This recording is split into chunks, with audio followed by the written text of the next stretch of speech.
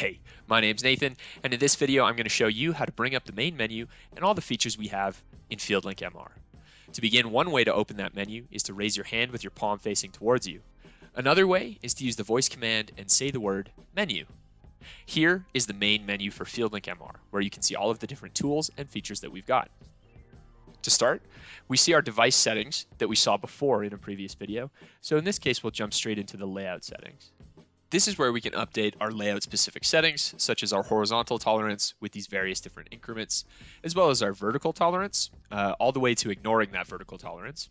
We can also update our layout preference, so next or nearest, next being the next sequential, and nearest being the next closest. Finally, we can also update that laser aim from standard to visual layout. Again, raising that hand with the palm towards you raises the menu, and this time we'll go into our job settings, where we can update the units that we're using, the coordinate order that we've got, as well as our temperature units. Jumping into the point information tool, this allows us to pick and highlight a specific point from in front of us in order to look at the BIM data that's associated with it. This will allow us to see information such as the point name, its layer, coordinates, description, and whether or not it's been staked out.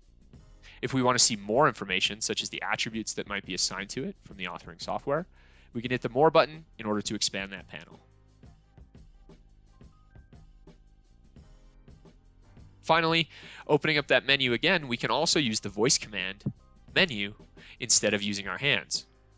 Opening up the Layers tool, we can see that we can update the model's transparency by sliding this slider on the left-hand side. Jumping into a specific model, we can look at all of the sub-layers in this specific layers panel. If we've got longer titles and descriptions, we can pull out that handle in order to easily read everything. We're also able to sort these layers.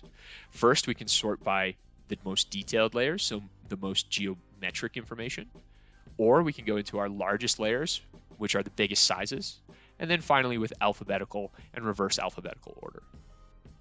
If we wanted to turn off a specific layer, we can look, touch, or interact with the eyeball icon beside the layer, turning that on and off. We can also turn off the entire model by using the eyeball icon beside the All Layers button. Jumping into our point file, we can also do the same thing as we see our points in that specific layer turning on and off. However, you'll notice that the eyeball is grayed out beside the All Layers button, meaning that you always need to have at least one layer in your point file visible. That's it for this video. We'll have another video going over the layout mode and collect mode in more detail soon to come. Thanks for watching.